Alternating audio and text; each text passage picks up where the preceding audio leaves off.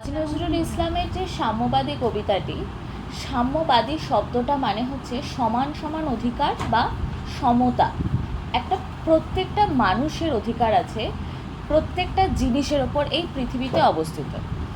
এই পৃথিবীতে অবস্থিত যে কোনো কিছুর ওপরে প্রত্যেকটা মানুষের অধিকার আছে, যেটা বলছিলাম যে সেটা হতে পারে কোনো যে কোনো জিনিস হতে পারে, ধর্ম, বর্ণ বা যে কোনো কিছুর ভেদাভেদ সেটা মানে না। সেই জন্য তিনি সাম্যবাদী কবিতাটা লিখেছেন। এবং খেয়াল করে দেখবি কাজী নজরুল ইসলামের যে কবিতাগুলো হয় সেগুলো খুব বেশি ধর্মের দিকে যায় না, কারণ কাজী নজরুল ইসলাম ইসলাম ধর্মাবলম্বী হলেও তিনি এটাতে বিশ্বাসী ছিলেন যে বাংলাদেশ বিভক্ত হওয়ার আগে, মানে বাংলাদেশ ভাগ হওয়ার আগে ভারতবর্ষের সাথে বাংলাদেশের যে সম্পর্ক ছিল সেই সম্পর্কটা অভেদ্য ছিল বা অবিচ্ছেদ্য ছিল। একসাথে যেমন দুর্গাপুজোতেও তারা আনন্দ করেছেন, একসাথে তেমন তারা ঈদেও আনন্দ করেছেন। এই যে আনন্দ বা অবিচ্ছেদ্য জীবনধারা, সেটা এত সহজে একটা সাম্প্রদায়িক ভেদাভেদের মাধ্যমে দেশ ভাগ করে দিলেই সেটা যে হয়ে যায় না, সেটার কথাই তিনি খানিকটা বলতে চেয়েছেন। এই ঘটনা মানে এই কবিতার রেসপেক্টে দুটো ঘটনা বলা যেতে পারে। একটা হচ্ছে ক্যালকাটা কিলিংস আর নোয়াখালীর হত্যাকাণ্ড। এই গল্প দুটো কোথায় আগেও বলেছি, খেয়াল করবি। ক্যালকাটা কিলিংসে যখন সাম্প্রদায়িক এই ভাগ হচ্ছিল, সাম্প্রদায়িক ভাগটা হতো না যদি না ইংরেজ সরকার তাতে ইন্ধন যোগাতে।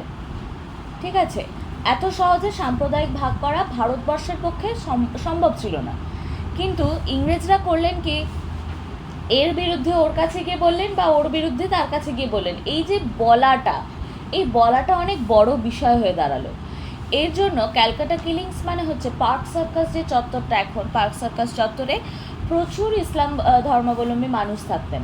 তো হিন্দুরা গিয়ে তাদের খুন করেছিল।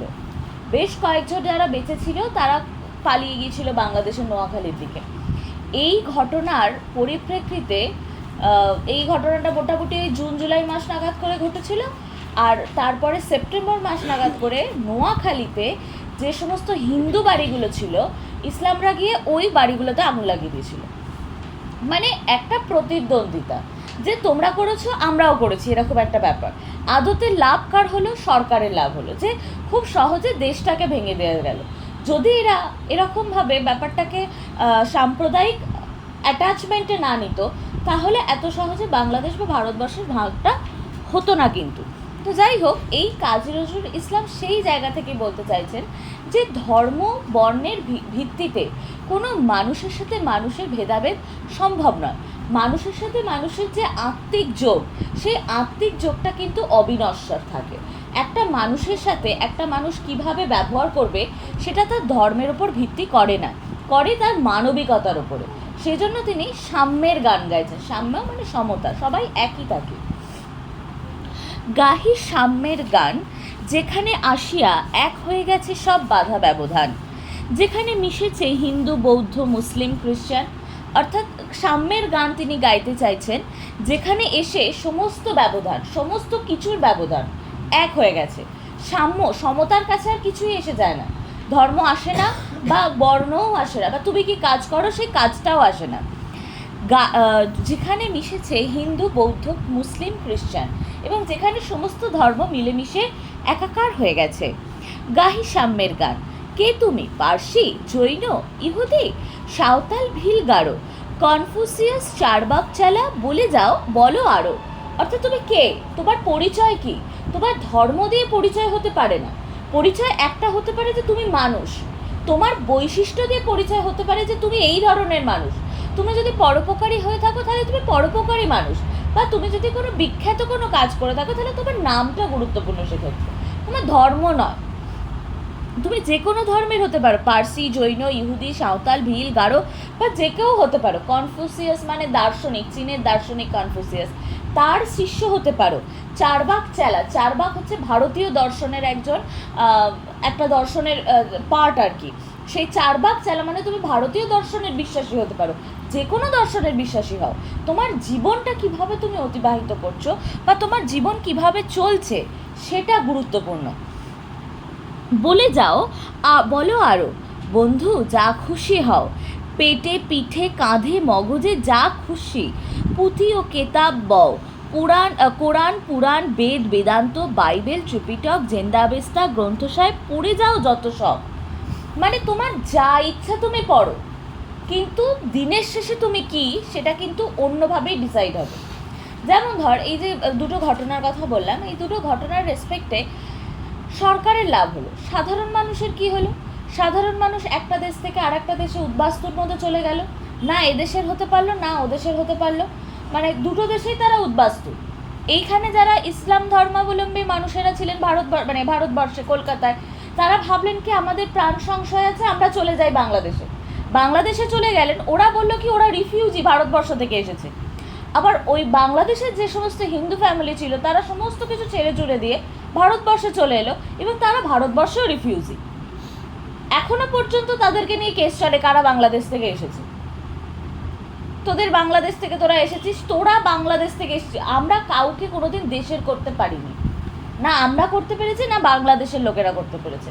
তাহলে আলটিমেটলি লাভ কিন্তু কারোর হয়নি, সাধারণ মানুষেরা ভোগান্তির চরম হয়েছে, যে তারা থাকতে পায়নি, খেতে পায়নি, তাদের রাত বিরেতে অনেক সমস্যা ঘটেছে।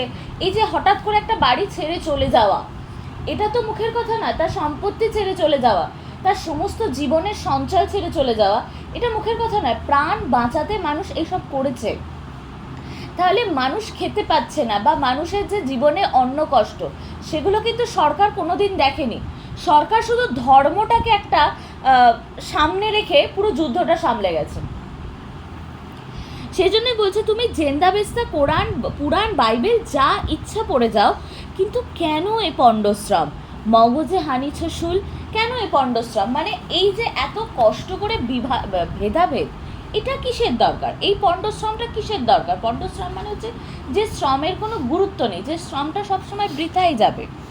মগজে হানিছ শুল, দোকানে কেন এ দর কষাকষি, পথে ফোটে তাজা ফুল। অর্থাৎ দোকানে কেন দর কষাকষি করছো? যে কোনো জিনিস কিনতে গিয়ে আমরা যে দোকানে দর কষাকষি করি, সেটা মনুষ্যত্বর ব্যাপারটাই তো কখনো দর কষাকষি করিনি। মনুষ্যত্ব ব্যাপারটাও কিন্তু আমরা সেই রকমভাবে কার্পণ্যই দেখাই, আমরা কিন্তু ওখানে বাঁচাতে যাই না।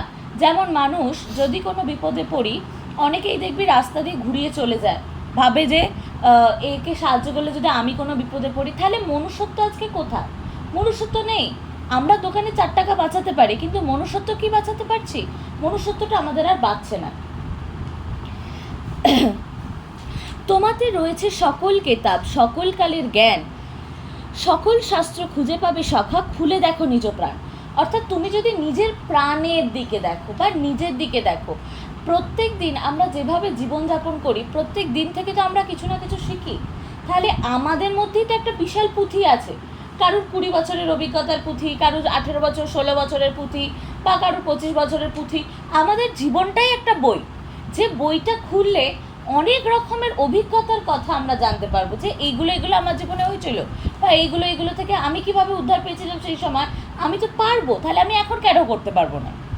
এটাই তো বিষয়। তাহলে সেটাই বলছে যে তোমাতে রয়েছে সকল কেতাব, কেতাব মানে বই, যত রকমের ধর্মগ্রন্থ হয় সব বই তোমার মধ্যেই আছে। কারণ প্রকৃতি একমাত্র শিক্ষক, প্রকৃতি তোমাকে শেখাবে যে তোমার কখন কিন্তু কোনটা করা উচিত। ধর্ম আছে, ধর্ম মানে আমরা যা ধারণ করি নির্দিষ্ট আচার আচরণের জন্য, কিন্তু মানুষের সাথে মানুষ কেমন ব্যবহার করবে সেটা কিন্তু ধর্ম শেখাতে পারে না আমাদের।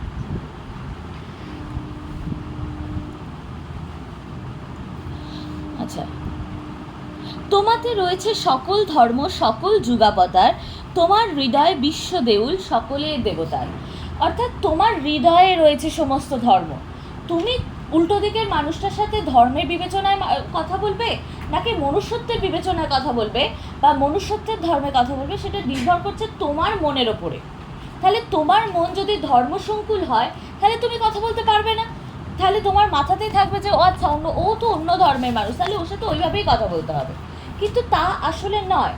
আমাদের মধ্যেই রয়েছে সমস্ত ধর্ম, আমরা প্রত্যেকটা মানুষের সাথে কেমন আচার বিচার করব সেটা আমাদের মনুষ্যত্বের ধর্ম, সেটা আমাদের হৃদয় সকলের রয়েছে।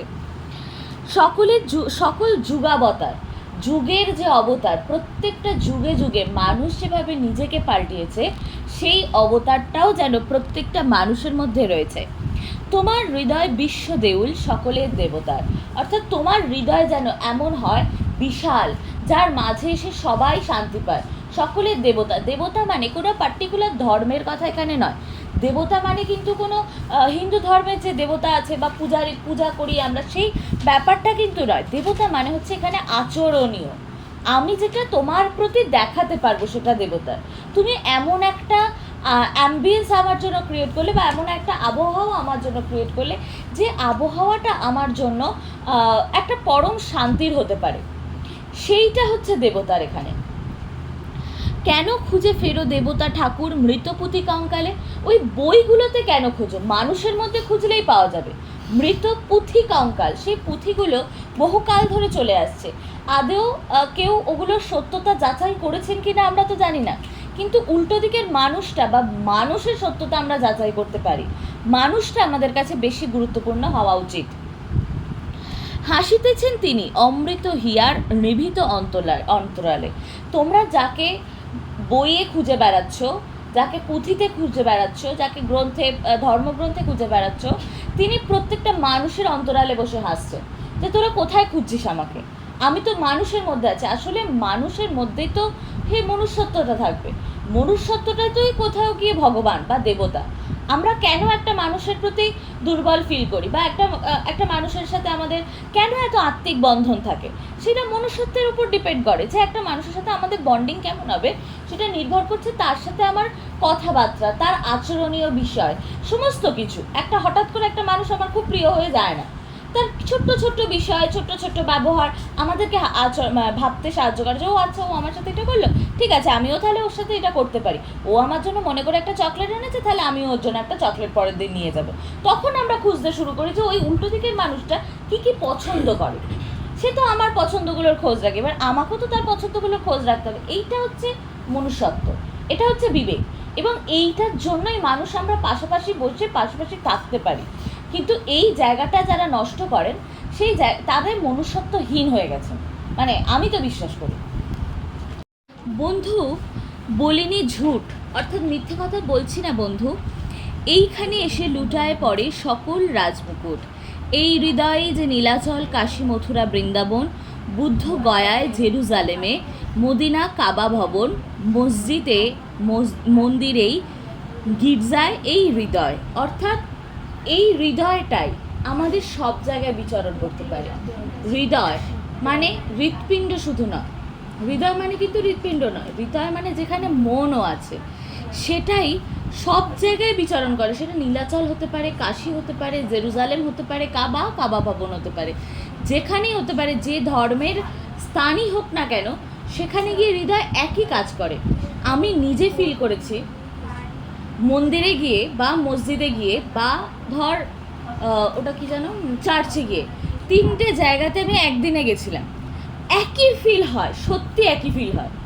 মানে এত শান্তি লাগে, মনে হয় এখানে সারাদিন চুপচাপ বসে থাকা যায়। 3টে জায়গায়, মন্দির, মসজিদ আর চার্চ, একসাথে গিয়ে মনে হয় যে কোনো পার্থক্য কিন্তু নেই, 3টেই এক। কোথাও মানে চুপচাপ বসে থাকা যায়, একটা অন্য রকমের স্পিরিচুয়ালিটি লাগে, সেটা যে ধর্মের জায়গায় হোক না কেন। কিন্তু সেই ব্যাপারটা হচ্ছে আসলে আমাদের মনে, যে তুমি সেটাকে কেমনভাবে দেখছো। এইখানে বসে ঈশামুষা পেল সত্যের পরিচয়, এই রণভূমে বাঁশির কিশোর গাইলেন মহাগীতা, এই মাঠে হলো মেষের রাখাল নবীরা খোদার মিতা। অর্থাৎ এইখানে ঈসা মুসা ইসলাম ধর্মাবলম্বী 2জন মানুষ ছিলেন যারা সত্যের পরিচয় পেয়েছিলেন, অর্থাৎ ধর্মের সত্যর থেকেও বড় কথা মনুষ্যত্বের সত্যের পরিচয়ও তারা পেয়েছিলেন। এই রণভূমে বাঁশির কিশোর গাইলেন মহাগীতা, এখানে কৃষ্ণের কথা বলা হয়েছে, যে কুরুক্ষেত্র যুদ্ধে মহাগীতা, যে আমরা গীতা পাঠ করি, সেই গীতা পাঠেরও যে গীতা, সেটা তো একজন সাধারণ রণভূমেই একজন বলেছিলেন। এই মাঠে হলো মেষের রাখাল নবীরা খোদার মিতা, অর্থাৎ সবাই মেষের রাখাল, নবীরা খোদার মিতা। মেষের রাখাল হতে পারে, নবী হতে পারে, তারা সবাই একই মানুষের বন্ধু, সেটা মানুষের বন্ধু। সেটা তুমি কেমনভাবে মেনে নিচ্ছ তার উপর নির্ভর করছে। এই হৃদয়ের ধ্যান গুহা মাঝে বসে আছে সাক্ষ্যমুনি, ত্যাজিল রাজ্য মানবের বেদনার ডাক শুনে। অর্থাৎ এই হৃদয়ের মাঝেই বসেছিলেন সাক্ষ্যমুনি, মানে বুদ্ধদেব।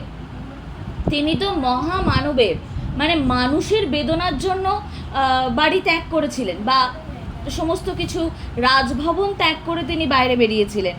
ত্যাজিল রাজ্য আচ্ছা, এই কন্দরে আরব দুলাল শুনিতেন আহ্বান, এইখানে বসে গাহিলেন তিনি কোরআনের সামগান। মানে এখানে হজরত মোহাম্মদের কথা বলা হয়েছে, যেখানে কন্দর মানে হচ্ছে গুহা, এই পৃথিবীর গুহাতেই তিনি বসেছিলেন। আরব দুলাল তিনি শুনতেন আহ্বান। কার আহ্বান? কোনো এক সুপ্রিম ক্রিয়েটার, কোনো একজনের আহ্বান, যার আহ্বান আমরা সবাই শুনতে পারি, মানে শোনার মন থাকলে শুনতে পারি আর কি। এখানেই বসে গাইলেন তিনি কোরআনের সমগান, এবং তিনি সেখানেই বসে কোরআনের গান গেয়েছিলেন। মিথ্যা শুনিনি ভাই, এ হৃদয়ের চেয়ে বড় কোনো মন্দির কাবা নয়। তুমি মিথ্যা শুনছো না, মিথ্যা বলছি না, মিথ্যে ভাবছোও না। এই হৃদয়ের চেয়ে, এই মনের চেয়ে, এই মানবতার চেয়ে বড় মন্দির, মসজিদ, গির্জা, চার্চ, যাই বলি না কেন, কোথাও কিচ্ছু নেই। যদি তুমি ভালো থাকো, তুমি ভালো রাখতেও তাহলে ভালো পারবে। তুমি যদি মনে করো যে আমি ওর সাথে ভালো থাকবো, তাহলে তুমি ভালো থাকতেই পারবে। কিন্তু যদি তুমি মনে করো যে না আমি ভালো থাকবো না, তোমাকে কেউ ভালো রাখতে পারবে না। আসলে বিষয়টা আমরা নিজেদের ভালো থাকবো, নিজেরা ভালো থাকবো, এটা চাইতে হবে। আমরা কেন দুঃখ পাই? কারণ আমরা জানি না যে আমরা কি চাইছি, আমাদের কি চাই সেটা কিন্তু আমরা জানি না। দেখবি অঙ্কে 60 পাওয়ার পর আমরা দুঃখ পাই। আমি যে কত কষ্ট করে 40 থেকে 60 পেয়েছি সেটা আর দেখি না, 60 পেয়েছি বলে দুঃখ পাই, কারণ আমি 80 পাইনি। এই দুঃখটা আমাদের সবার জীবনে থাকে। আমরা কোনো একটা প্রাপ্তিকে খুব বেশিক্ষণ আনন্দ নিতে পারি না। হঠাৎ করে 3000 টাকা পেয়ে গেছি কোথাও থেকে, ঠিক আছে, আনন্দ নিতেই পারি না। নয় ওই টাকাটা খরচ করে দুঃখ পাই, আর নয় ভাবি 3000 টাকা কেন আরও দুটো বেশি টাকা দিতে পারছো। আমরা কি চাই, কেন চাই, এটাই আসলে আমরা